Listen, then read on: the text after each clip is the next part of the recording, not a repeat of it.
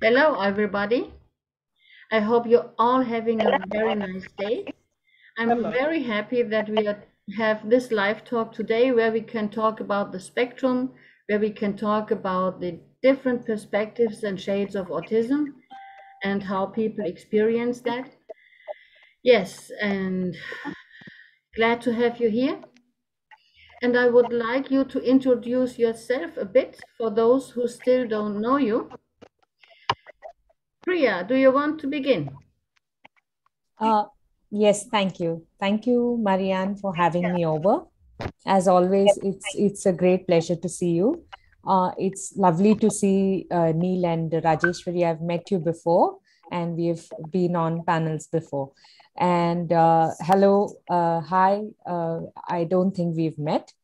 So for those who have seen me before, you're aware that we are running a mental wellness clinic, homeopathic mental wellness clinic in Mumbai, and it's called Vitalia, and it was formed sometime last year, just before the first lockdown began, and under the guidance of eminent psychiatrist homeopath Dr. Mahesh Gandhi.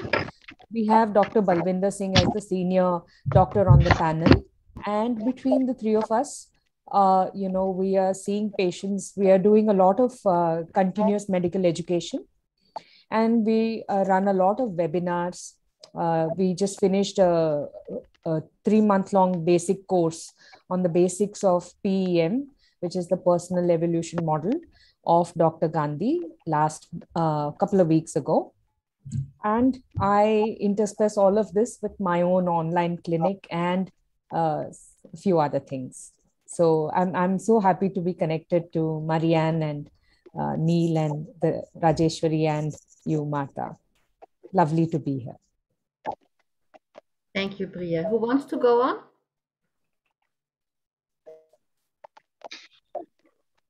Perhaps Martha could go. There you go, Martha. Martha, please introduce yourself.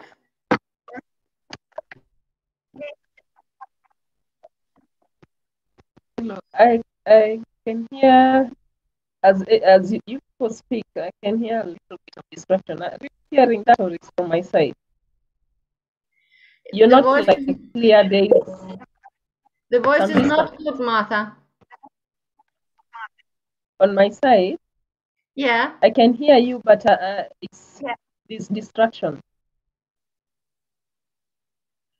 Yes, maybe your line is not too good. Hello, can I introduce myself? Please introduce yourself. Okay, my name is Martha Wanjau. I am the founder of Butugi Angels, which is a project that deals with disability issues. And we are based in Kenya, and we are happy to serve. Yeah, we do rescue of children that have been abandoned and on the streets, and those that have been lost and found before they are able to integrate them back to their families. Yeah.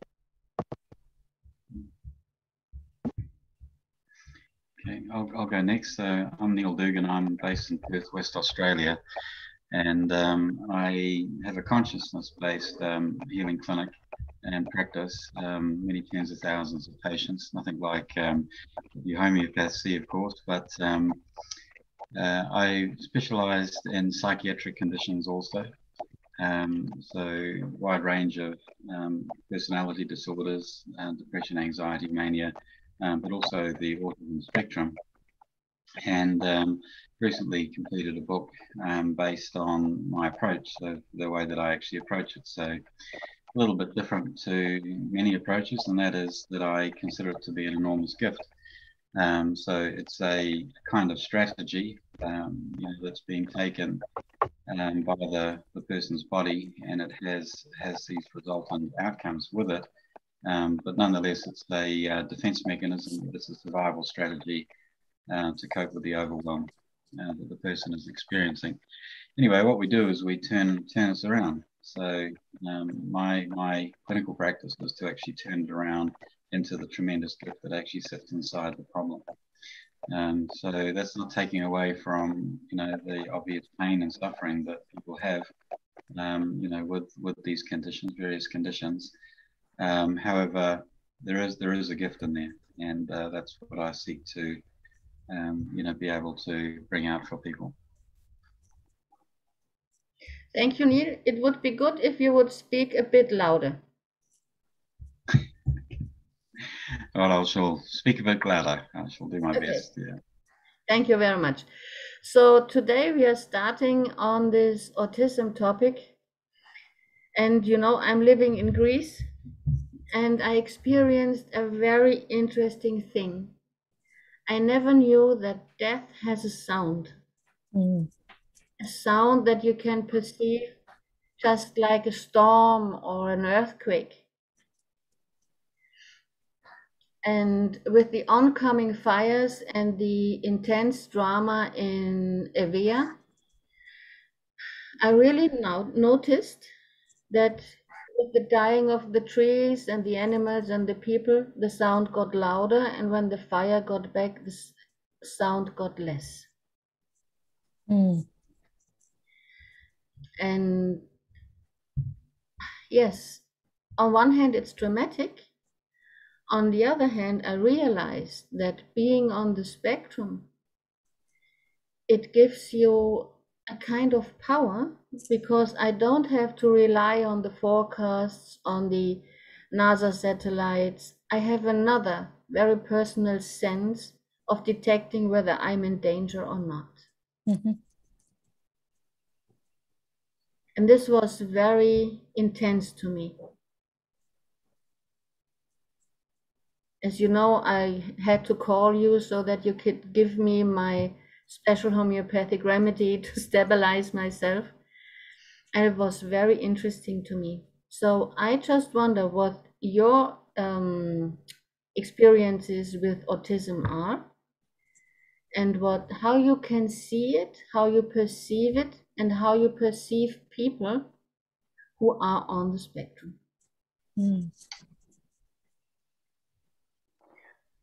Svetlana just said she did not receive the link.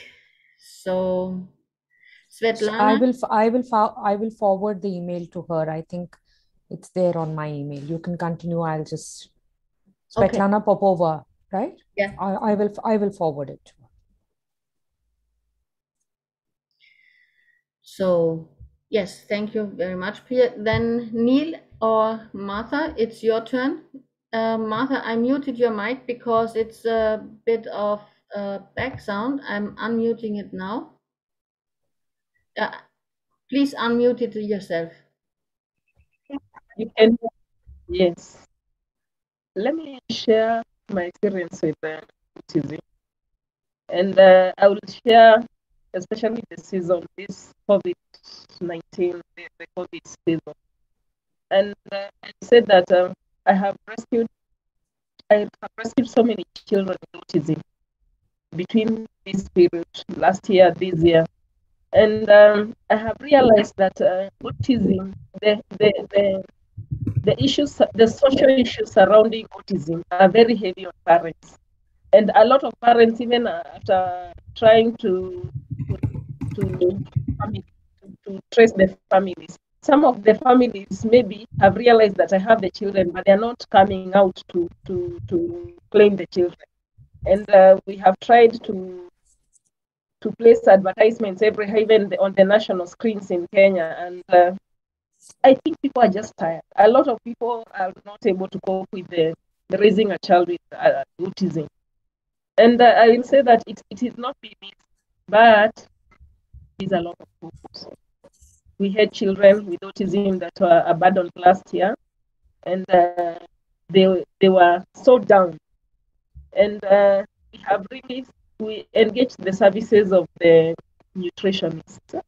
We also engaged various services from the diverse areas of challenges. And today we are glad the children can walk. The children have even gained a lot of weight. The children are now hopeful that at least when you see those smiles, even if we don't have that level of communication, we are happy to see them smile. We are happy I gave them names because I didn't know their real names because they don't have speech. But slowly by slowly, the progression is very promising because now they have started, two of them have started, their voice boxes are open and they have started making sounds. And one of the two boys who not have speech is actually calling out the best meals. So I think there's an association of socialization. Like he will tell me, I need chapati. Now they have started mentioning the names of some foods which they like. And this is very promising, considering that there have also been a lot of damages during this season. One of the children with autism loves just biting everything, even sticks and everything. We have been on the run every time trying to protect the environment that he has to be free, because in the first place he was not walking.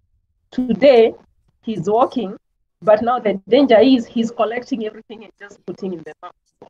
So as a result, we have realized that it did damage the kidneys and the liver, but the kidneys are not very damaged, but the liver is affected. We have been following up on clinics, but before we didn't focus daily the child. But I think out of eating all this stuff, they used to, when I rescued them, they would eat their own waste, like their own waste.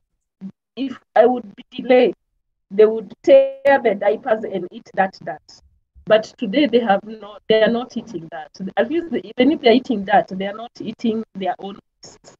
And I've seen that with a child with autism, if we have like 360-degree social support from the medical team, from the nutrition, from the social aspects, from all round, I think it is a rate of improvement that is not usually achieved in a normal circumstance when you're trying to face it from one side. And today we are happy. We are waiting for anything, because now we have a clinic on Tuesday, coming Tuesday. We don't know what will happen, but one thing we are sure is that God is protecting this children. And when we see those faces glow, we are hopeful that despite the aspect of autism, there will be hope that these children, even if they will not achieve 100%, they are going to be better people, because we have already experienced within the period that we have really worked on the round on our aspect. Autism is not easy because of the way they tear, the way they just remove their clothes and tear to achieve those sounds. It gratifies something in them. And also issues of water. Every time you have water anywhere lying, you will find the child inside the water. If you just make a mistake of leaving a bucket filled with water, the children with autism, a lot of them, you'll find them, even after coming from a bath, you'll still find them seated on those buckets. So it has not been easy, but we are thinking that because it helps them, by the way, it has improved them dealing with the water, even if it's not easy for us, because every time we are doing a lot of cleaning, you're following up on them. But some level of freedom has made them achieve a lot with the water, the sounds of water, the sounds of glasses falling. Now the water helps, because the way that sound, the way it sounds in their ears, it helps us to reduce the cost of buying clothes, because they stop tearing the clothes, the way they remove their clothes and just tear to achieve that sound.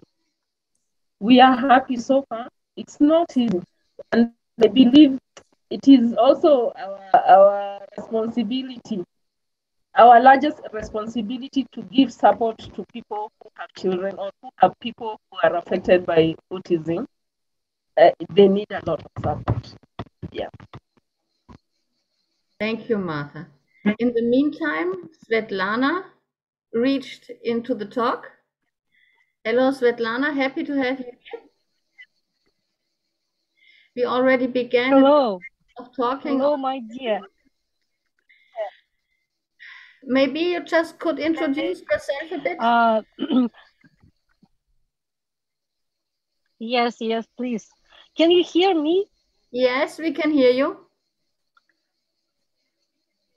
Okay, I'm now on the Black Sea, and I am very happy to hear all of you, all of big homeopaths from the whole the world. And I'm from Russia. I'm now on the Black Sea with a lot of sun and a lot of salt water. And I practice homeopathy 20 years, and I'm a doctor, like a pediatric and psychiatric, and I have a lot of cases of autism too, and I will have a very big pleasure to hear all of you and to share my experience too. Thank you very much, Marie, for inviting me to this meeting. Thank you very much. Hi, Svetlana. Nice to have you here. And now Rajeshwari came here too. So please, Rajeshwari, introduce yourself a bit. Your mic is muted. We can't hear you.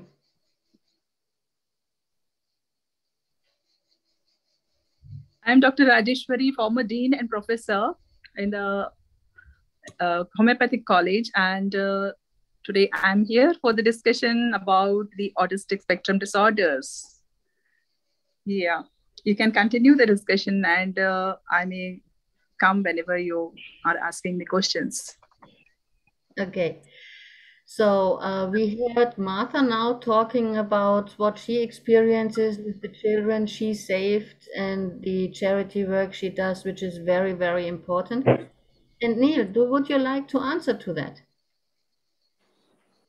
Well, you know, the situation that Martha is experiencing with these children, there's so much trauma that what we're looking at is an overload of experience, and the response is the autism response. So like it literally is a strategy to try and manage the overwhelm of trauma. And you know, from a therapeutic perspective, there's so many things that are involved. So what Martha is doing, from what I can hear, is so valuable because you know, being able to provide love and, you know, care and attention and stability for these children will be the beginning steps of actually undoing the trauma profile that's sitting in behind all of this. So it just strikes me that you know, there's many steps to the path for each of these children that you're working with, Martha. And in my own case, when I'm working with patients, they are already getting, you know, tremendous amount of support. So they're already receiving the sort of support that you're providing, Martha. And you know, like it's the beginning place. You can then begin. And I'm sure that's the case with you know, the homeopathic work and other medical work that can actually be done with these conditions.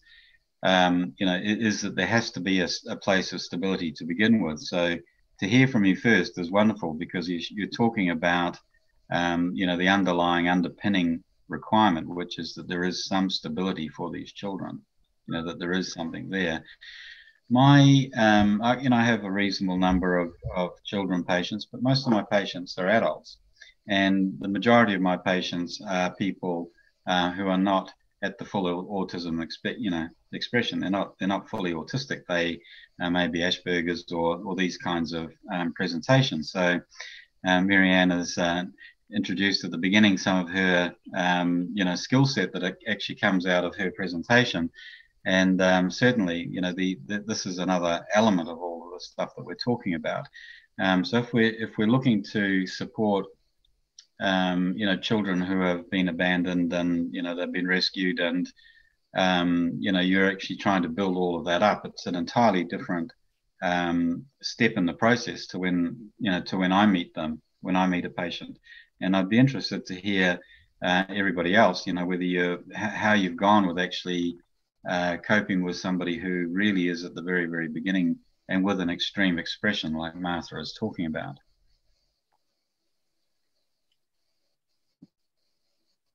So does somebody have a case she wants to talk about? Priya, your mic is muted. Sorry about that. It's very interesting, Neil, what you're talking about, and of course, Martha.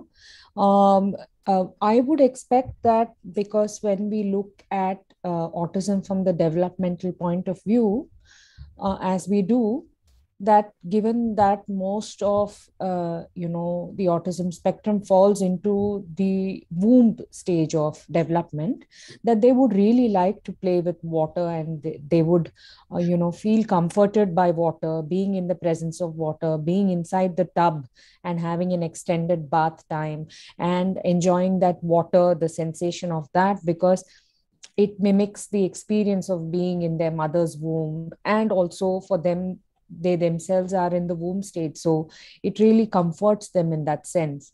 And so yes, I would expect that. But of course, for us it is characteristic because we are looking at when we look for remedies, we are looking at remedies that cover that developmental stage of the womb stage. And when we are able to find that and match it to the child who is on the spectrum, then those remedies work far better than when you don't consider a remedy that covers the womb stage of development. And coming to what Neil said, that it's like it's a response, it's a developmental response, autism as a developmental response, or as a neurological response to a disturbance that happens, which is overwhelming the system. I agree again, because then it fits in very well with the womb and infancy level of development that we are talking about. And then it becomes extremely characteristic for us to take a look at that, observe that, and remedies come up that fit that developmental stage. And living as I do with a person who's on the spectrum, my elder son is on the autism spectrum, and seeing as I do cases of children who are on the spectrum, the Asperger's diagnosis is now under the entire spectrum of autism spectrum diagnosis. So it's under the ASD umbrella. And as is the sensory processing disorder, the diagnosis, they're all under the larger umbrella of ASD, autism spectrum disorders. So you can have, it's very interesting that although we say that you're looking for a particular remedy either in the womb or infancy stage of development, because the spectrum itself, the nature of the spectrum itself is to cover that entire gamut. That is why all those individual smaller sort of diagnoses are placed under that larger umbrella. You can find in one child who has autism certain areas where the child is very well developed and almost savant like, and in the same child you can have a presentation of infancy like, very dependent, very clingy. And so you can see that. And to somebody who is outside of this conversation, it seems very strange that how, and then they can only quantify it in terms of age. So that, this particular skill is stuck at this level, or, this particular skill is still keeping up with that. And then that this particular skill, say, proficiency with numbers or with language is far higher.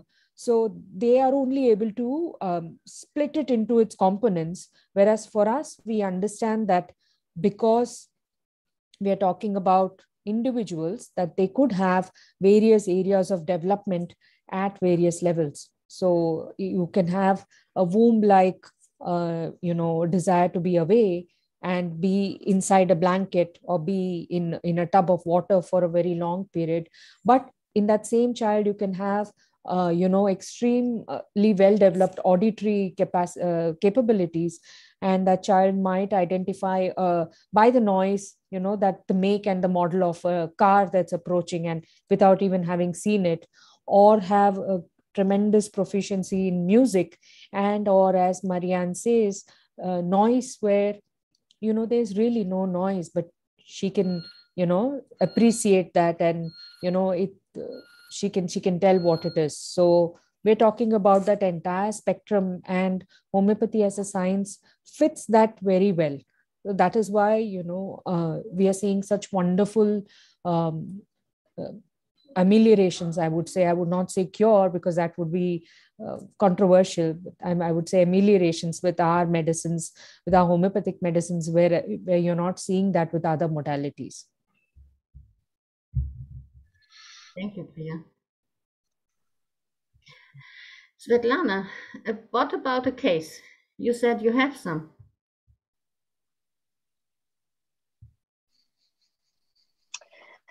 Yes, I have. Yes, I have cases of autism disorders, and I have one wonderful case, in my opinion.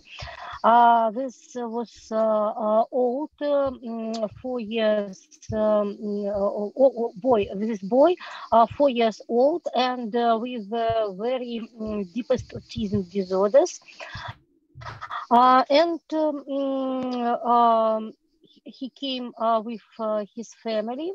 And he was very aggressive, and he didn't understand me and his parents, and he didn't look to the eyes to eyes, and have very, very flexible and a lot of motions, and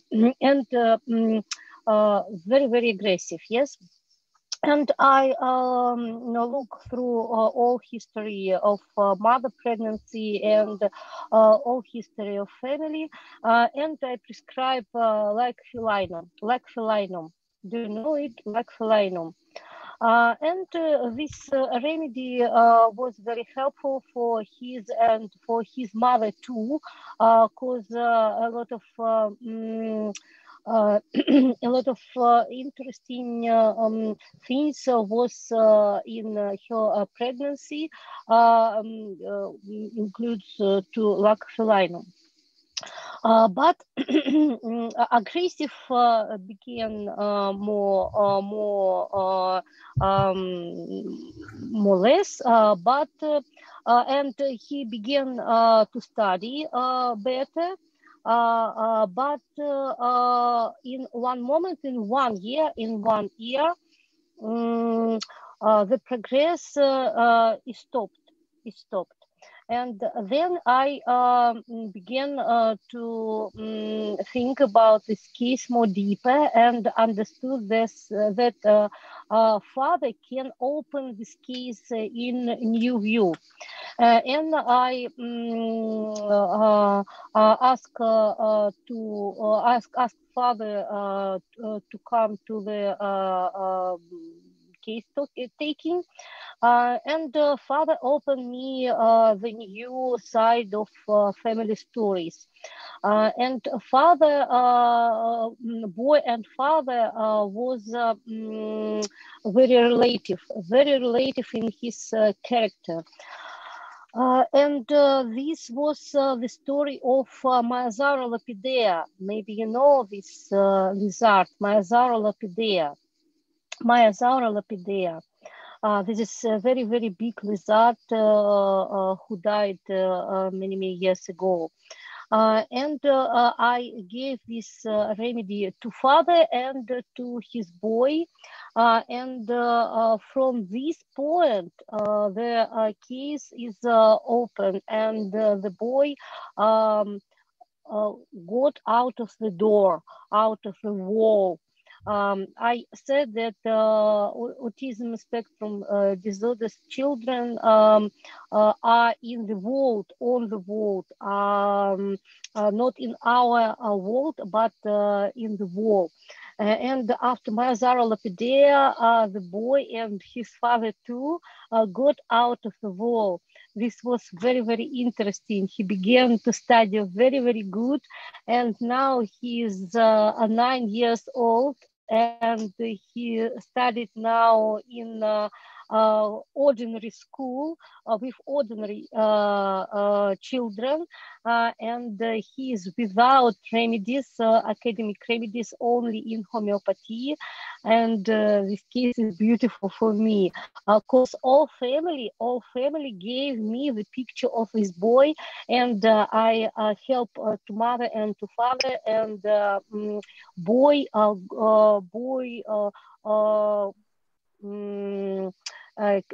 can go from the wall to our world. I'm sorry for my English very, very much, but maybe you can understand me. Thank you. Yes. Yeah. No, I could understand you fine, Svetlana. I'm really pleased to hear of the story. And one of the really interesting things about the story is that you're identifying the contribution of the world of the father as well as the world of the mother. And like I completely understand what Priya is talking about, that there's so much going on in utero, so like during the pregnancy. So I understand and really appreciate that. However, in my practice, I find, particularly with boys, with boys that are presenting with autism or any of the spectrum, that the relationship is far more connected to the father than it is to the mother. And, like it's, we're talking about trauma profiles and that type of thing, then we have to be looking at the trauma of the father, or from that line anyway, whether it's his mother and father. But it's epigenetic, type of tendencies that are sitting in there. The other extraordinarily interesting thing that's coming out of what you're talking about here, and really it's coming out in what Marta is talking about as well, is that we're looking at the evolution of the survival strategy. So the patient is becoming more and more competent. So you talk about coming out from behind the wall and being able to integrate more into school and these types of things. But in my experience, what you're observing then is a sophistication in the skill set around actually managing the expression. So when I look at what's going on in the spectrum, it doesn't matter what type of presentation in the spectrum, the person is disorientating in one way or another. So there's a disorientation process to limit the amount of data that's coming in. So it's either impacting on the perception of the stress, or it's impacting on the sharing of the stress around the person's being. So like, wherever it is in the being. Or it's actually interfering with the ability to create context. So being able to take the perception, to take the information and form context from it. So like this is really a psychiatric, way of approaching the situation. But what I'm aware of is that when I get to see these patients and they're much older, the level of sophistication that they have developed so that they can appear to have come outside, out from behind the wall is extraordinary. The sophistication of these individuals in the way that they're actually managing to manage the coping mechanism in the first place. And what I'm Marta was talking also with these extreme cases when she's picking them up from the abandoned children. Even in there is, you can see the extraordinary gifts that come out of it. So in my observation, what happens is in the moment of the disorientation of whatever sort it is. So for example, it could be a disorientation between two brain structures. So within the head brain, it could be a disorientation between two structures in the head brain. At the same time as that's happening, a gift always happens. And the person is able to do all kinds of things which will come out of it. That in itself is a big plus, and it's a big problem because it's disguising what the issue is. It makes it more pleasant. So I'm not meaning to contradict you, Svetlana, at all. I think it's magnificent, the work that you're doing there. But there's many, many more aspects to the story from what I can see. Many, many more aspects. Sorry to dominate the conversation. No, I think that's a very, very astute observation. And I don't think that it's in fact, contradicting what Svetlana is saying, because we are talking about autism as a gift. And along with, an inability to, shall we say, comprehend a particular area, along with that, it's accompanied by very natural comprehension in another area. So, and the aura of being a little away and standoffish, and understanding somewhere that they need to, because their observation skills are very strong as they grow older, and coupled with, I would say, the survival instinct, perhaps. I think they observe and they learn in areas and what they inherently perceive that they lack, and they tend to, these are learned skills that we probably pick up when we're children, and we imbibe in a different way, and then they imbibe it and learn it in a different way. So I can understand what you're saying about the sophistication in the skills, and it comes from an area of not wanting to be perceived as different, whereas understanding completely that they Maybe I are would contribute inside. and confirm that. My is that the children on the spectrum, when they get to learn skill, when they follow up on doing something and they love it, they do it perfect. We've seen children who have been doing skills, learning skills, and becoming better than any other children affected by other disabilities. And the issue is, if they get to do and to love something, if they, let's say they want to do like beadwork, beading products, if their minds are set on that, and they have been socialized so that they know and they love it, they do a perfect job. So we have we have so many children that we have achieved a level for teaching them skills that they have perfected, and they are very good at it. If they want to do something, they don't want any distraction. If they have set and they have already, their mind is already set in doing something, and they are in that activity. If you try to distract them from that activity, they become very harsh. It's like the minds are set to do that, and it's what they want to do. They just concentrate on that, and they don't want any distraction. But one thing you have to accept is that they are all gifted. They are talented in their diverse areas. And so if we do respect that if someone is gifted in an area, we just concentrate on letting them be. Because if we allow them to be what they love to be, and they can manage to do, we just give them the opportunity. And I think with Otugi Angels, that is our success story. We have given children opportunity to be who they want to become.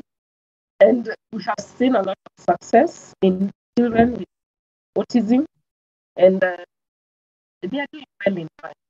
In as much as they have to be managed because of their communication skills, they will not be able to advertise their products. They need the support of another person. Maybe some of them may not know issues of money, so they will need some support. But in terms of production, they are very good.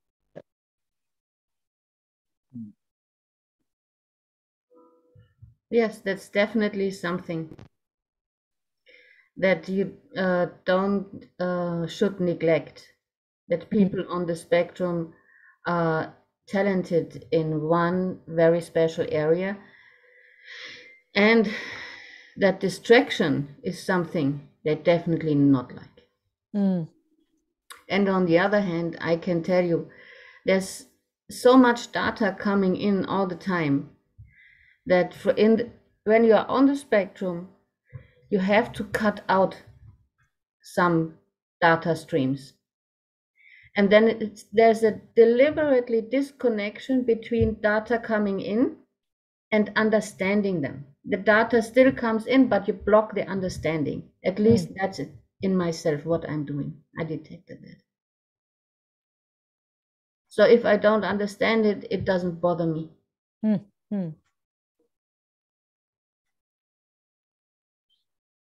I can see that. I see that happening a lot. I mean, my son might be able to understand something very complex, like the American election system, but he doesn't understand something simple like loading the washing machine. And I have to tell him that every time. But state-wise, he can tell me who's standing, who's Democrat, who's Republic, and what's going to happen. And he seems to crunch that data much better, and that's extremely complex data. But simple things, he needs me to remind him and download that information every day. So it's very strange. It's just no point of interest. Also, and he can tell me Oscar winners from the beginning of Oscar, but he can't tell me how to get to the departmental store and buy something, for instance. So it's very frustrating and interesting. Totally understandable for me. Rajeshwari, what are you saying? And he used to love to play in water as an infant, as a young one, as a toddler, as up to 4 or 5 years. He would just fill this huge tub with water and sit in there, and he could be there all day. And he would talk to himself, and he still does talk to himself, and he analyzes better when he talks to himself. So that's something I can confirm. I have seen that. Yeah. That's so interesting and really beautiful thing, because autism, as we always say, that it's a gifted thing. People who are with autism, they have so many beautiful artistic qualities too, which I have observed. Even I have treated some of the ADHD cases as well as autistic spectrum disorders. Now, there was one case which the small boy, he was having the certain tics like jokes. He was just observing the TV, and suddenly he was shout. It was like jerks or tics coming out through vocal tics, you can say. So one thing we always sometimes we face the challenges too. I adopt the psychosocial techniques where the cooperation of the family members is very important. Apart from giving the homeopathic medicines, the family members, they need to understand their child very well. We as a homeopath, of course, will take the total history right from the womb, the mother's history and everything. But when the baby, when the child is at a home, all the people at home should be very much supportive and cooperative with the young one. That is very important. Now, as Dr.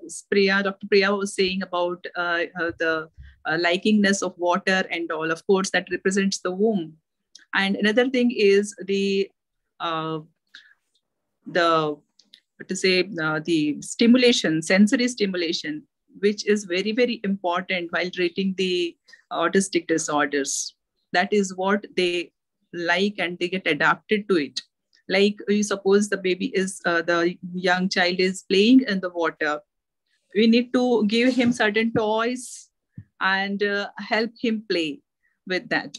In that way, the sensory stimulation will be affected. And in that way, it starts recognizing things, learning things. And that is how learning becomes very easier for them. So through sensory stimulation, they learn things very well and fast too. So that is one thing which I usually adopt while giving the treatment, homeopathic treatment. Apart from that, we need to also guide the parents to do certain things which will help the patient or the child to learn faster and adapt to things very faster. So that is what I prefer to do along with giving the homeopathic medicines. We always have the homeopathic medicines. Almost every time the routine medicines come into the picture. like you say the Yoscianas, or you say the tarantula or the carcinosin, tuberculinum, all these medicines automatically come. But along with that, all these things are also very important. That's what I observed during treating my cases. Yes, and one interesting thing Svetlana mentioned is giving one of the luck remedies before turning to a constitutional treatment. Yeah. I think this is the keynote. Yeah. And luck felinum is very interesting in this. The lack remedies always come because, there is a certain relativity with the autistic disorders. Yeah. Lac defloratum is also one of the medicine which I frequently got into this while treating the cases. Interesting.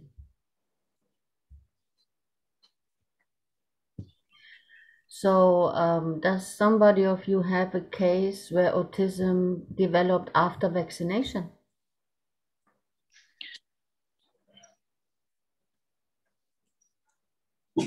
We can't exactly we can't say, Exactly. because almost everybody is getting vaccinated. So to what extent we can surely say that this is because of vaccination? There has to be a lot of research done. Until then we can't say that it is because of vaccination only. That's the thing.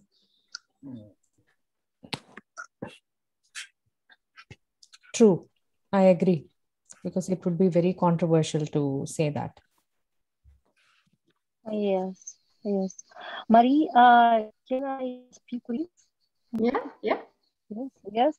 And I have a very interesting study about autistic spectrum disorders, and this concern to veterinary study too.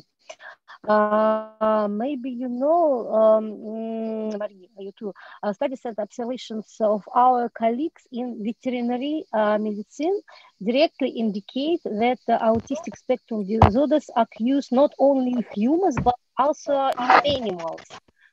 This is our researchers like Tatiana and Popova, Victoria. And autistic spectrum disorders in animals has been described even before the introduction of mass vaccination, and is directly associated with disorders of behavioral sexual reaction of parents. Do you know it? Veterinary scientists give recommendations of the prevention of autistic disorders in offspring in the form of exclusion of early and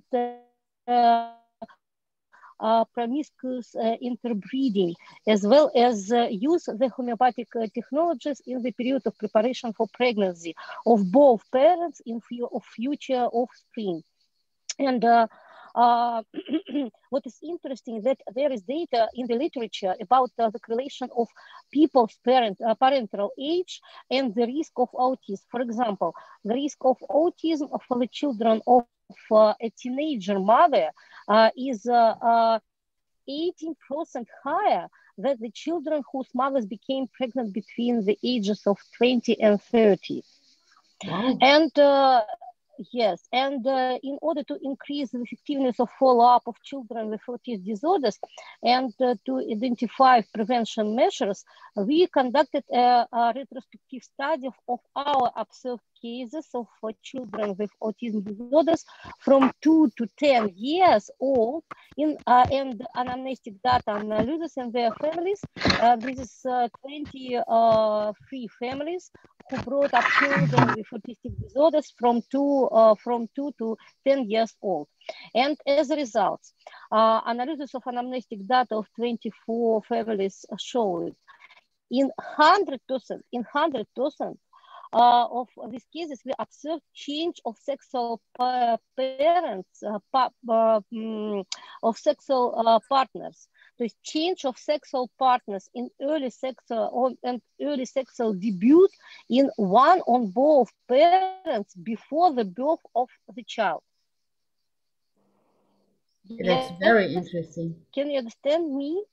In 100% of the cases, we observe change of sexual partners and early sexual debut in one of both parents before the birth of this child. And in 50% of families had alcohol abuse as a habit, alcohol abuse in half of these 24 families. And in 100% of the cases, a high level of latent or expressed aggression was revealed in one of the parents with the formation of victim position in the other parent. This is three conclusion in our prospective experience. So we have violence in the family. We have violent. We have promiscuity. Violent victim and violent behavior. Yes. We have the promiscuity. And we have alcohol abuse. Alcohol abuse in half of 24 families, and we have in all of cases, different sexual behavior, not moral sexual behavior, or change the partner, or early sexual debut. Earlier than 18 years old. Yes, this is 3 point. This is very interesting. Because there's a lot of damage to what we would call the relationship mind. Yes. Yes. You say, Neil? And this is correlate. This is very, very correlate to the veterinary observations. Yes, about early sexual debut. Yes, and they prevent their offspring with managed sexual behavior. Yes, and plus homeopathic drugs to prevent both parents before the becoming child, before the pregnancy. Yes. What do you think about these conclusions? Maybe this is only in our Russia. Maybe this can a chance in other countries. What do you think? Neil, what would you say? Well, look, it's fantastic that you're doing that study.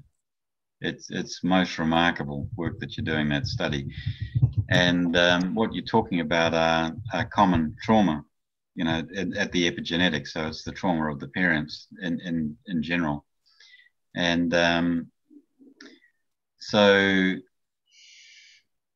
but it's very, very specific. So it's a very specific kind of trauma that you're looking at. Obviously, the alcohol abuse. Alcohol works in very, very predictable ways in the head brain in terms of the impact on the GABA receptors in particular. And so, you know, we understand what's going on with that. Like the sexual trauma that you're talking about there with the abuse of the parent, you know, as a young child and that kind of thing themselves.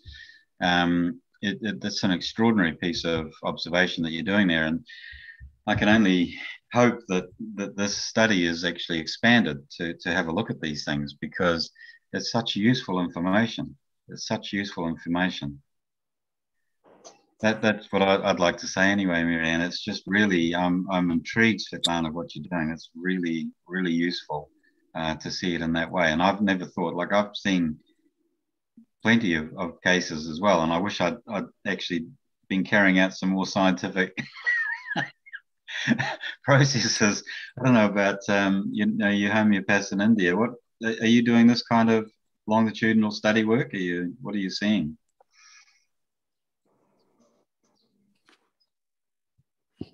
Priya? I think we used to continue. I think we used to continue this study in different countries. I think maybe from another points, and we should to investigate. We need to investigate another points of influences to becoming of such a child. But we we find out this strongly point of influence to the families, into the stability of families, and to the psychiatric health of families. I think all of these influence to this child and to the disease of child. Yes. Yeah, Because that's this true. is not only mental disease, autistic disorder.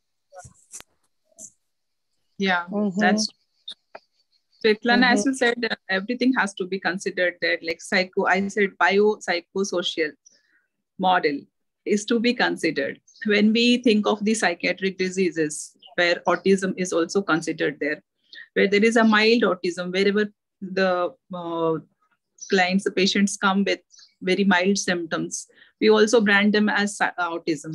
So that is not so fair, So we need to consider all the things, the etiological factors, the positive things, So when you consider all these things, you'll come to know that that is what we consider as an individualistic approach. And then we give the homeopathic medicines.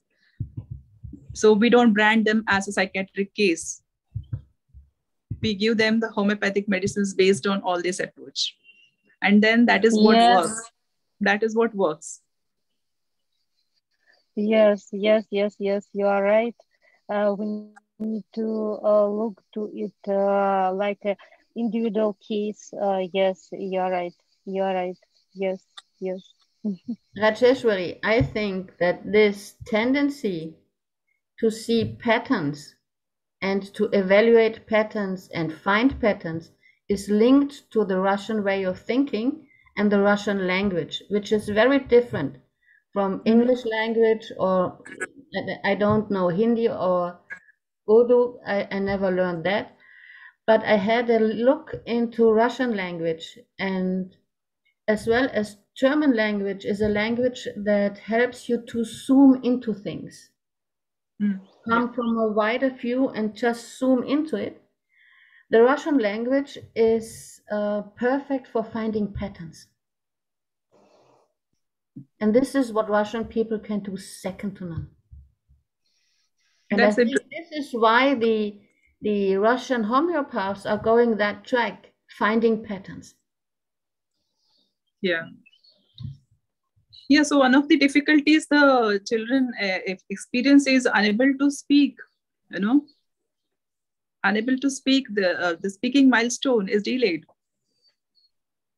So you find that language plays a very important role there. Definitely. So understanding language, speaking the language skills, all these play a very important role. Now in India, we have a culture like we start the writing and start the speaking part of the child at a very young age. There is a one ritual where we make the baby write on the rice, and we start with that learning thing. So that is the focus on the baby, to make him learn things at a very early age, at the right age. And at the same time, we have a beautiful language called as Sanskrit. Now, slowly, it is going down. People are not learning Sanskrit. Sanskrit, just like as you said, that the patterns, it is also followed by Sanskrit. Those who learn Sanskrit, their tongue rotates in a very beautiful manner. Some people are not unable to pronounce certain words, But people who learned Sanskrit, scientifically it is proved that they are able to pronounce anything, or they can learn any language. Oh, maybe this is something. Yeah. I would agree with Rajeshwari. And learning Sanskrit, in fact, helps you in future to learn German and Russian, because they are very difficult languages. Yeah. Because then, German is very difficult to pronounce, and they both are the father languages. So Russian, and because I remember living in a Russian speaking area and trying to understand how to begin learning the language. And the letters is how I began, and it is very tough the way that they write, and decided I couldn't learn, so I just know a little bit smattering. But learning Sanskrit, for instance, and Tamil is also my mother tongue, and Sanskrit are all visual languages. And Sanskrit also has a repetitive sound technique in writing, which also Tamil follows. Similar sounding consonants are put together, and rhyming consonants are put together. And if you can learn that, of course, it's very good exercise for the tongue to learn German and Russian in the future. Interesting. It's, in fact, Sanskrit is called as the mother of all languages. Very. How old is it? Many centuries. Ages old. Infinite. Infinite. Okay. Yeah. That's where from the Om sound itself, it is derived, is it? Can you say from the creation of the universe, primordial sound, Om? Yes, primordial sound, Yeah. the Om. Yeah. Can you say a sentence in Sanskrit so that we can hear it? Now, for the homeopathy itself, I would say, I'm sorry. Priya, could you recollect that? Same samasya pashyanti. That is the like yours like. No, not really. But if I hear it, I'll do it. Yeah. Well, I'll tell you a funny story. And the story is that I'm on the spectrum myself. And I developed many of the symptoms of the spectrum as I grew older. So I couldn't read or write until I was about 14 years old. I didn't even begin to read or write until I was 14 years old. And I spent my life hiding. So I would hide the fact that I was in the spectrum. And but I was highly intelligent. And so I was viewed as being a very intelligent person in the class. So they would put me into the class where we had to learn Latin, and we had to learn French, and we had to learn German. And I couldn't deal with English. It was impossible for me to deal with English, let alone having to learn another language. So I'm sitting here listening. I know the five of you all speak many languages, at least two or more. And I'm just thinking to myself, how, how could it possibly be that people could do this? But the interesting thing in all of these things that you're talking about is the way in which you escape. So I literally learned to hide, my autism. I hid it, and I did everything I could. And I was, Priya, when you're talking about your son not knowing how to fill up the washing machine, a parent would look at it and they would say the child is just being lazy. That's convenient. It's convenient for them not to do it. But the truth is that the washing is not even in the perception. The washing is not within the perception of the child. And so therefore it doesn't exist. It doesn't exist. Whereas the details you're talking about there about the members who are sitting for the government positions in the United States, which is a complicated subject, as you say, that is in the perception. That's all perception. And Svetlana, when you're talking about your cases, the research that you're doing, everything that's in there is around trying to shut down data. It's being able to, there's too much overwhelm. There's too much going on, and the alcohol is a great way of just shutting down the, the perception, all the processing. The trauma can actually be a distraction as well. So the epigenetic effect of it within the individual is that because we've got this traumatic origination, that gives us an opportunity of not actually perceiving data and getting access to data as well. Everything that you were talking about there with the obviously the traumatic sexual experiences for a child, that's another whole story. And yet using sex as a way of actually distracting from data is common Like it's really common, and the whole business of finding a good partner or chasing after a good man or a good woman or whatever it is that you're wanting to do, it's all distraction. It's distracting away from the pain and that's associated with data. Yeah, no, it's very interesting to, and I absolutely admire the fact that the five of you all have different languages. So it's. Yeah, I recollect the shloka which I was supposed to say. That it is called as Vishay Vishayasya Samyati. That means poison kills poison, and that's the principle where it is from the Charaka Samhita. That is a very old manuscript of Ayurveda, where this shloka was mentioned. That is based on the principle of similia similibus curantur. Mm-hmm. So this one shloka it's mentioned in Sanskrit. That is Vishay Vishayasya Samyati. Vishay means poison. Yeah. So this one shlok. This is in Sanskrit. So you notice the similar words, right? The alliteration almost of sounds. Yeah. So it's a bit like Portuguese, which is a singing language, as I would call it. Very based on sound and rhythm, and the rhythm within. Yeah, the tongue almost rotates all inside the mouth. In other languages, there are specific movements of tongue. But in Sanskrit language, if you learn Sanskrit language, you will find that the tongue almost rotates all inside the mouth, the glottis, everything, all movements, the nasal movements, the glottic movements, everything happens, the tongue movements. So it's a complete exercise. The palatal sounds and the hard palatal sounds like palatal, and all nasal, that, and using nasal, all the sinuses and all of that. Yes. And along with that, the breath also is also regulated according to what we speak in Sanskrit. So that is why it is called as the mother of languages, and all languages, it is said that in the world have originated from Sanskrit. This is very interesting. I once tried to learn an African language with the click sounds. I could not manage. Maybe, Mark, you want to say a bit of African languages? There are few Africans here in India who are in contact, but sometimes we don't understand what they speak,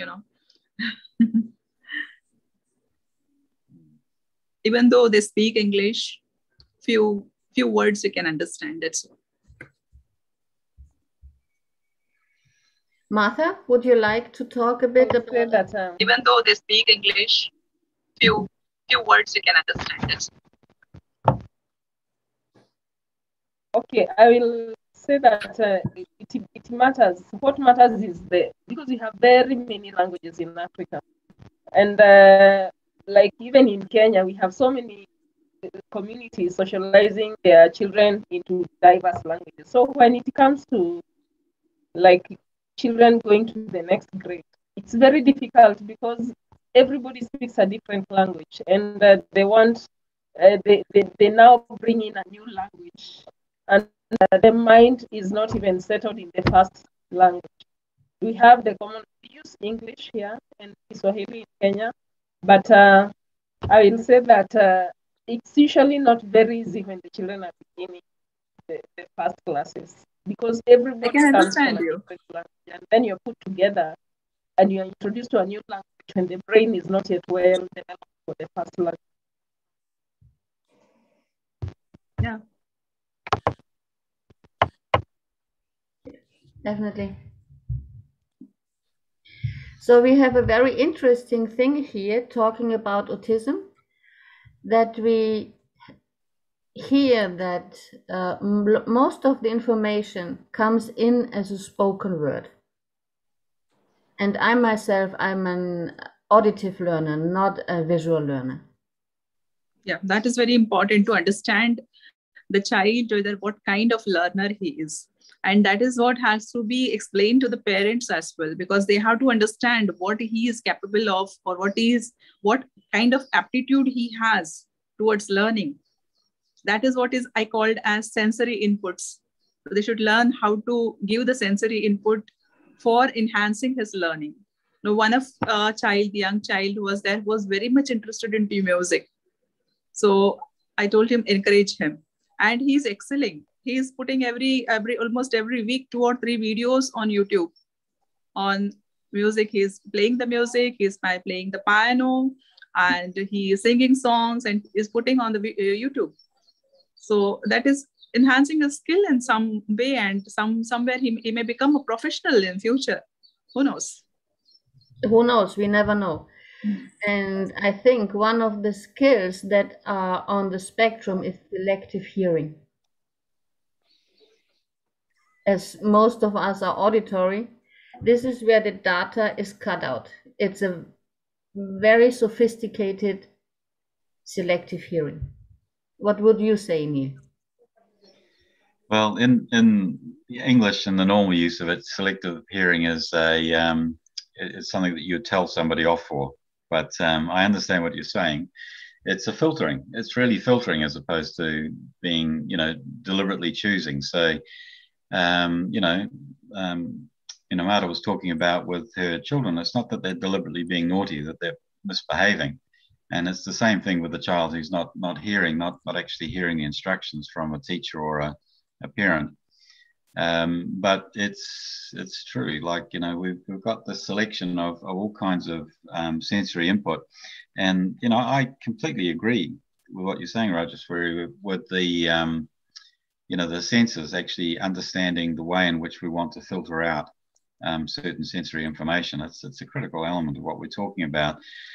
But, in my own work, I look at perception in a very, very global way. So we would have the 5 senses as being perception. We would have a look at the subtle versions of them. So, we're talking about having, being able to hear a lie or something like that. So we're not actually hearing the lie, but we're hearing, like, it's not that they're saying something out loud that tells us that, it's another thing. So we have a subtle sense of hearing as an example. In addition to that, we have all other kinds of perception. So you're talking, about things perhaps from a subtle energy perspective, and we're able to perceive from these subtle energies without any question. We can do that. And what about memories? So, Svetlana was talking about a whole lot of epigenetic things that are coming through from the ancestors, particularly from the near ancestors in the case of the study that she was doing. That's all perception. So it's the perception of a memory.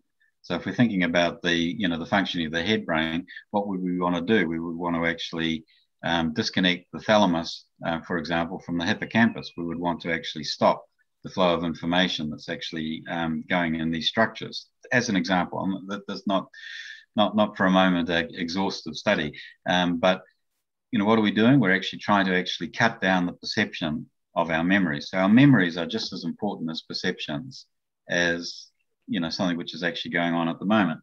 So in the case of your son there that you're talking about, Priya, with his so-called selective hearing and being able to selectively remember the story about what's going on with the washing machine, how it works, how to turn it on, how to put the clothes in it, so on and so forth. We can all sit around, we can have a good old laugh about it. We can think it's funny that he's able to do all of these complicated other things, but he's not able to do something simple. And when we dig into it, what we would find is that there is an issue around the memories. So there'll be memories associated with the responsibility of actually doing the washing. So there'll be stuff around the cultural experience of being a contributor in the family with doing the washing, for example. All of those things will actually kick in and have a major impact on what's going on. So like it's memories. So if we were to have a look into what's going on, for your son, you may well find that there are actually blockages that are going on in those memory associations. That's the associations of the memories, and that's certainly where I would be looking. It's an intriguing case. Anyway, I do way too much waffling on these shows, sorry. No, as we are talking more and more about the data streams coming in, we see how important it is to filter out and understand people on the spectrum what are the data streams they are interested in? Because when we want to communicate, we need to fit into those data streams who are interesting. And then communication is without any problem. Absolutely. So that's the point. Like somebody trying to teach me Latin when I couldn't speak English. You know, what is the point? If you are the, you know, if you're the parents or the teachers or whatever, and you want to communicate with me and get me to fill up the washing machine, I didn't have trouble filling up the washing machine, but I couldn't feed the chickens. No matter how much I was told to feed the chickens, I just had no associations. There was memory problems around all of that type of thing. And so what does it mean? Like, as you say, like if we're going to work with people on the spectrum, we have to recognize what they're going to perceive, what it is that they're actually going to be perceiving, whether it be something written that they're picking up and interpreting, whether it be a visual thing. You know, people could put, in my own case, my dad could put a sign by the chickens saying, "Feed the chickens, do the job." I would not see. I knew the words, but I couldn't see the sign. I literally could not actually see it. So, you know, what you're talking about there is understanding what the issues are. Now, clearly, what would be the best thing is to get in there and dig out why it was that I was having that problem in the first place, so that I could broaden my perception. Now, this is one of the things therapeutically that I actually find is that when people come along to me, you know, the obvious thing is to do what we're all talking about, which is let's filter out the perceptions, the data that's troubling. Let's do that. So that's an obvious thing for us to try. In my opinion, it's absolutely the wrong direction. The direction has to be, how can we actually make this data so that it's less sensitive, so that the data isn't actually contributing to problems for people? How can we do that? What can we do? And then to assist the person to begin to trust themselves and to be able to broaden their perception out so that they can actually take in that data. So it's getting the trust in themselves that they're actually going to be able to cope with it, so that they can. And of course, you know, if you think, Priya, with your son with the washing machine, every time he fails to do it, what's happening to him? You know, what's happening to his trust in himself? his ability to actually contribute to his society, which is the family. Tricky stuff, isn't it? Difficult. Yeah. So while you were talking about all these things, we come under three aspects are there while treating a case of autistic disorders. You know, one thing we see that there are always allergic disorders. Many of the doctors, they advise gluten allergy is there, then some other kind of allergies there, skin rashes come, all these things. So allergic disorders is one aspect. Second aspect, you find that there will be always the learning difficulties. That also we consider. So that is another thing. Third thing, which because I was there in the Divine Mother Baby project. So there I learned that they also consider the previous birth sanskar. Sanskar means whatever things happened in the previous birth that are carried into this birth.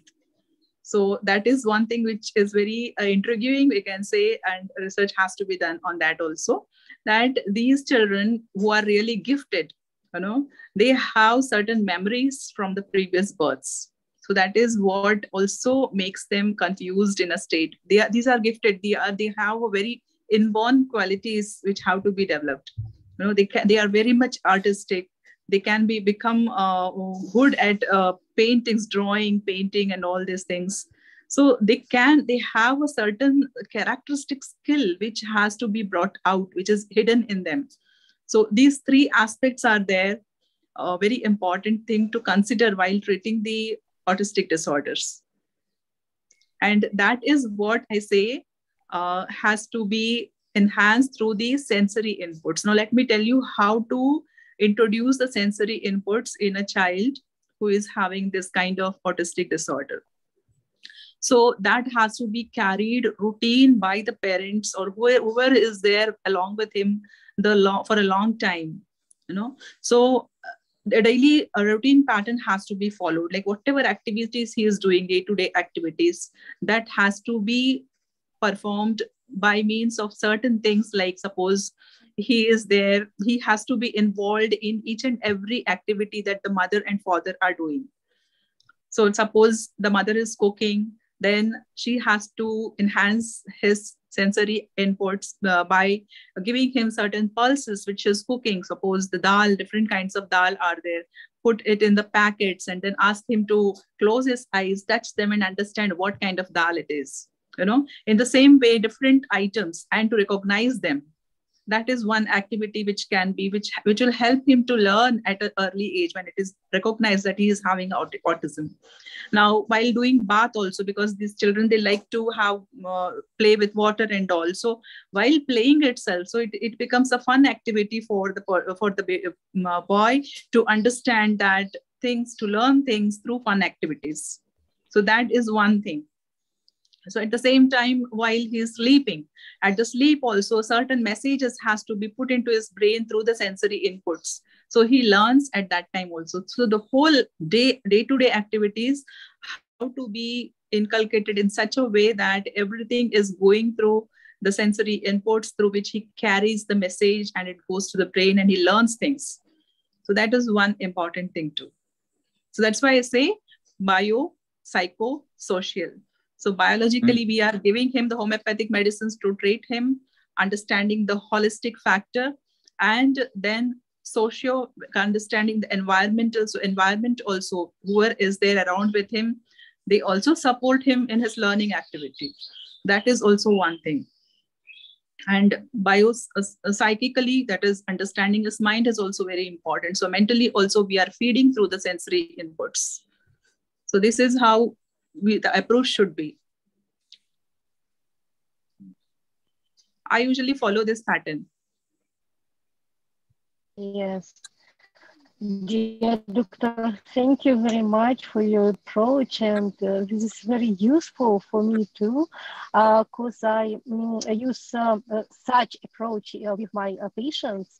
And what I think about the selective pattern, I think these children are children of the future, because they can study us and teach us. We will study, and they can teach us to be kind and to be very, very heartful. Because when these children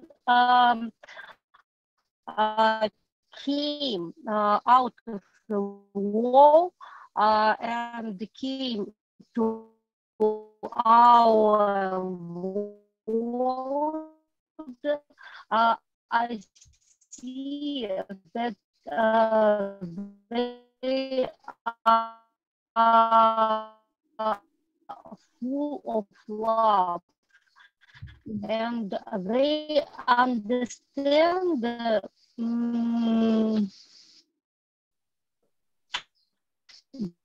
just a moment. They understand what we don't understand in our world. In our children cannot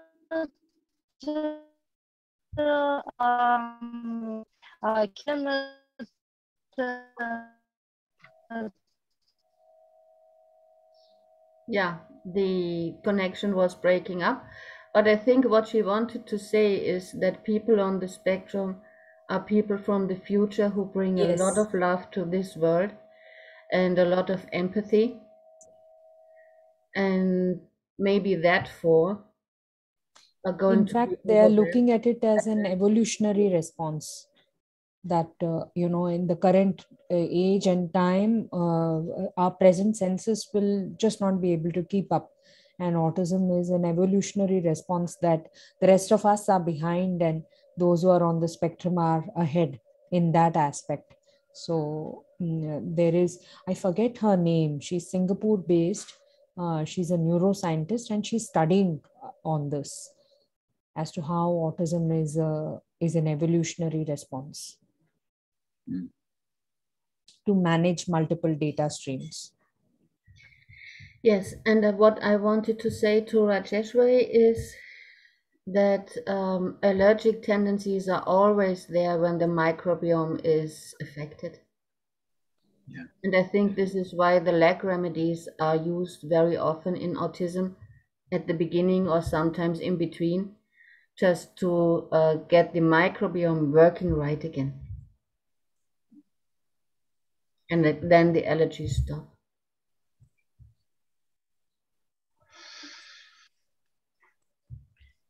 So we need to think of our little friends in the abdomen, which are billions and billions and billions. We have a hive mind in us, and we need to communicate with it, and usually we don't. It's this autism disorder, it's just like an abstract painting, you know. We try to ponder what is the meaning of this painting. So understanding that with the, like Svetlana said, evolutionary aspect, you know, you have to understand it in that way, because it's really genius. You never know that what kind of thing that person is going to be, what he's trying to say, what is that hidden things in his mind that has to be explored. So it's just like an abstract painting. Yes. Only the painter knows what it means. We don't know. We try to explore the understanding. That's it.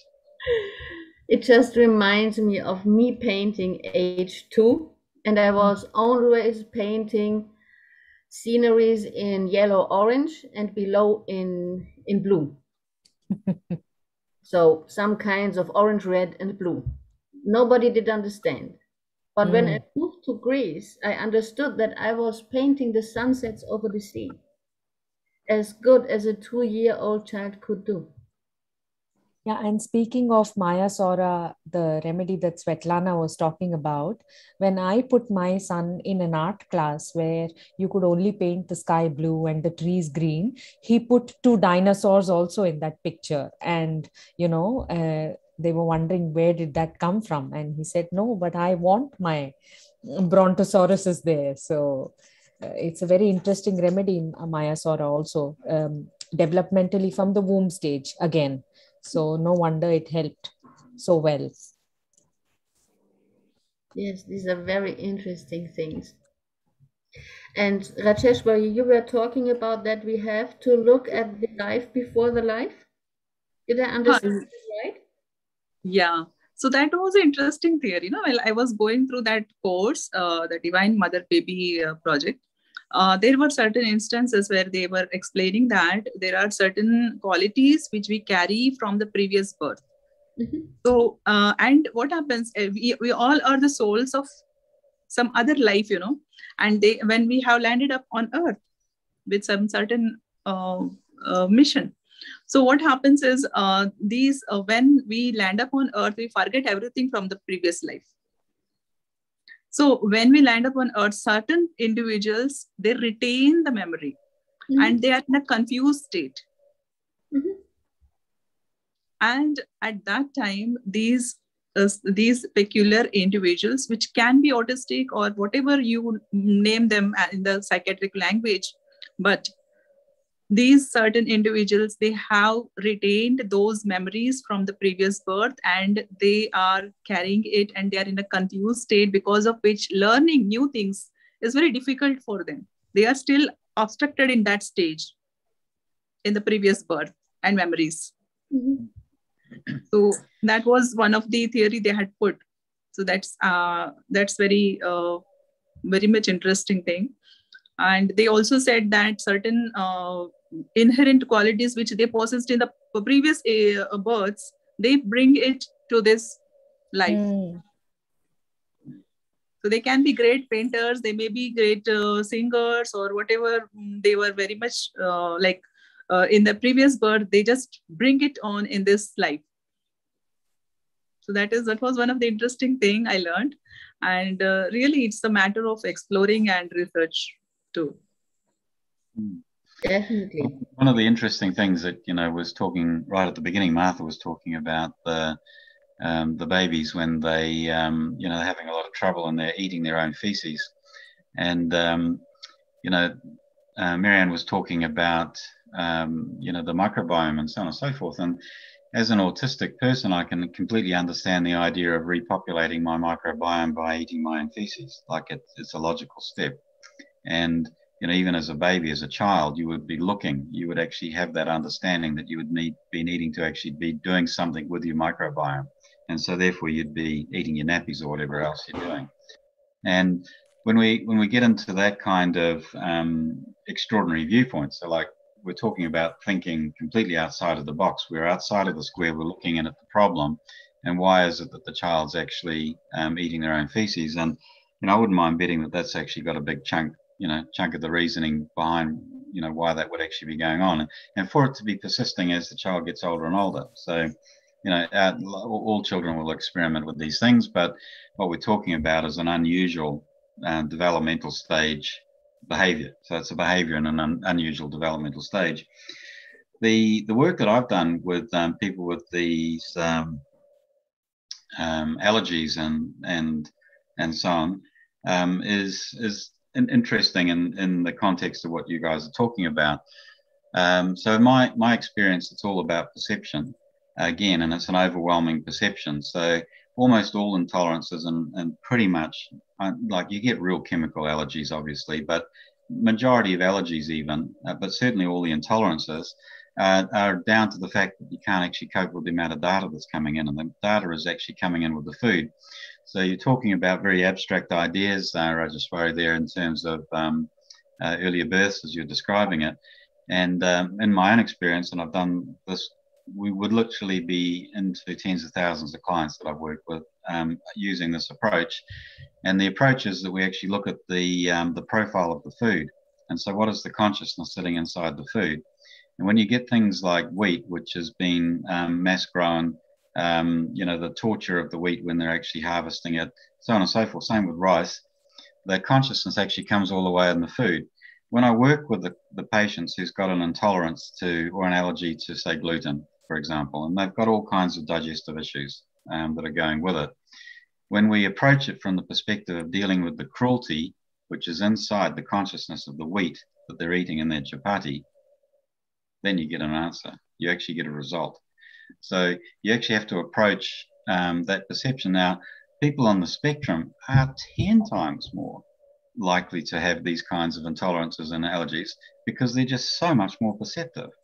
So they're perceiving all of this type of subtle consciousness and information. So you're talking about, previous birth type of consciousness memories or experiences. It's very, very subtle, and it's not scientifically proven, so we don't have any evidence for it. But I can assure you from tens of thousands of clients that the actual consciousness inside the food, which is how the food was grown, how it was treated, particularly things like violence and cruelty actually against the food, it's extraordinary. The impact on an autistic person, absolutely extraordinary. I can only agree. And for me, it's even a lot of difference whether I eat biological food or food grown in the own garden, with the same winds that I experience, with the same weather I experience. Food that does grow in my own garden is absolutely the best for me. And I don't need to eat much, and it tastes totally different.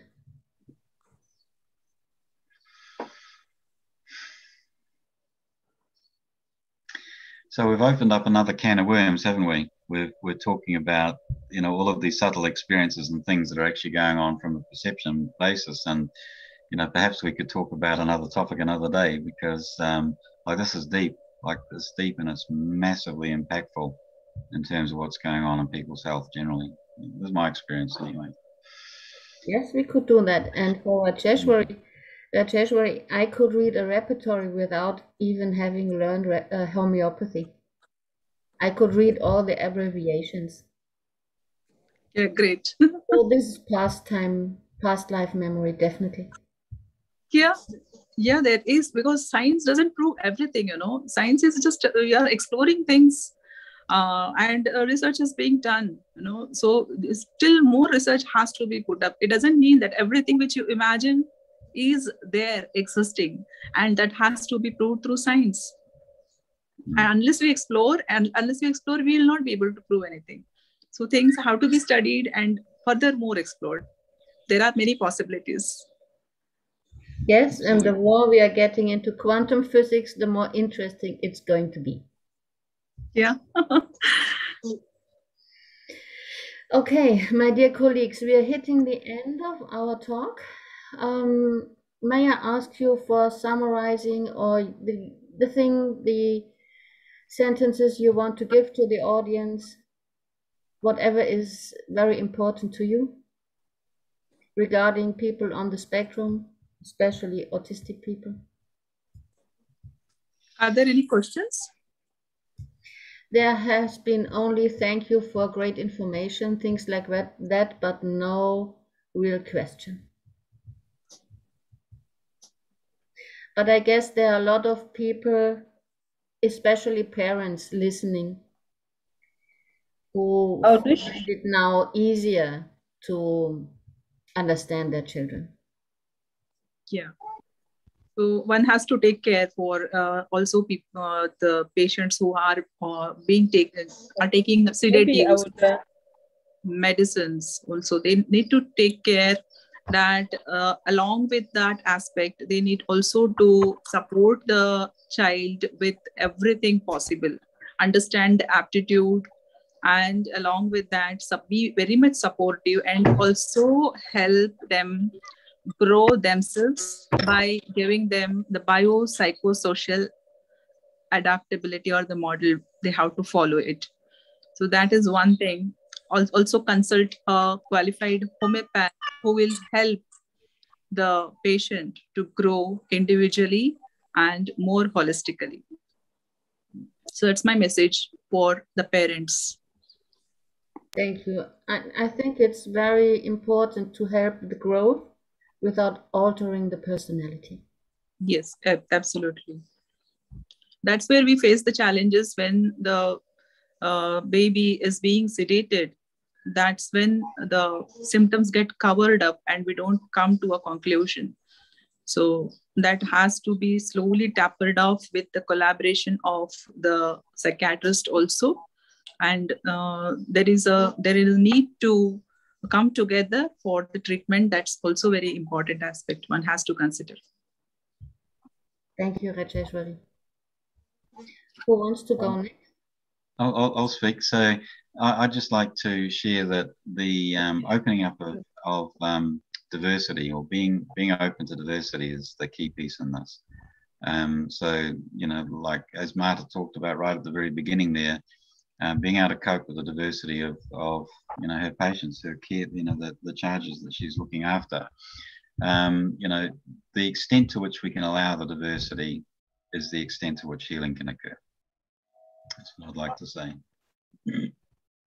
So the issue with communication is not with the person who's on the spectrum. The issue is that we have to learn to communicate better.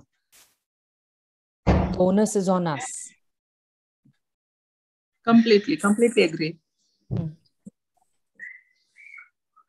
I want to take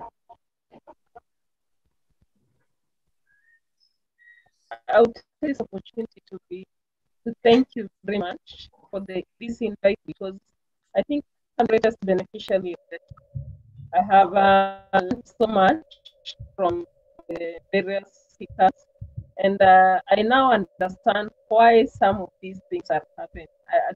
I now have a base of knowing why the child behaves the way. Yes, some people just don't have any way of knowing why autistic people behave the way they do. And we only can assure that it is not on purpose. It's never on purpose. Yes, Svetlana wrote to me that she doesn't manage to reconnect but she says thank you for the talk, and she will join another time. So, dear colleagues, thank you very much. I'm looking forward to our next talk, and yes, see you then. And thanks to the listeners who have been staying here with us all the time. See you next time, and please subscribe to our YouTube channel. Thank you, everybody. Thank you. Bye.